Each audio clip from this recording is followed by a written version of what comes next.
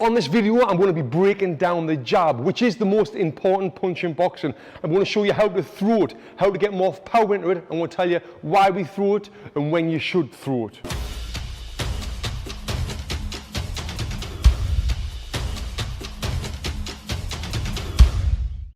So the jab, the most important punch in boxing. If you're a boxing man or boxing woman, you will have heard that phrase before. But why is it the most important punch in boxing? Well, the jab is a great tool to set up your other punches. You can set them up by finding your range. So if this is my opponent here, I can hit him with the jab, I can hit him with the jab. If I miss him with the jab, I'm not going to hit with this one. If I'm landing the jab, I know I can land the right hand as well. So it's great to find your range and set up your other punches. You can set up just about every other punch in boxing with the jab. If you think this is my opponent here, right, and I throw a jab, how's he going to defend it? He's going to defend it maybe like this. If he puts his hands together, that leaves him open for a round the side of the hands. Or if they come together like this, that leaves him open there, or jab, slip there, or jab, hook there. It's setting up all of the other punches. One of the main reasons why it's the most important punch in boxing, because it sets up the punches.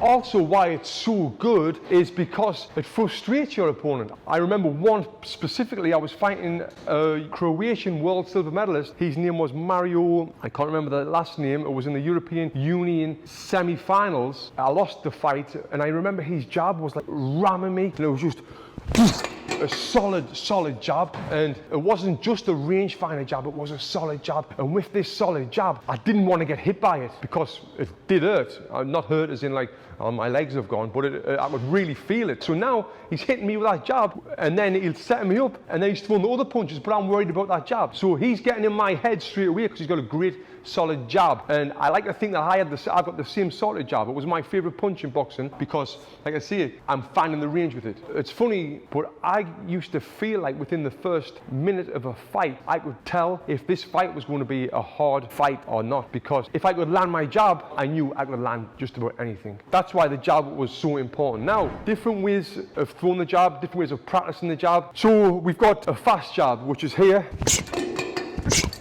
Fast jab. If you notice, I'm just turning my hip, and it's coming from here, coming all the way out and back. The fast jab. This is good to hit your opponent with to frustrate them. You know, if you're hitting someone with this punch often, they're going to get frustrated. The next type of jab is the power jab. So how do a power jab?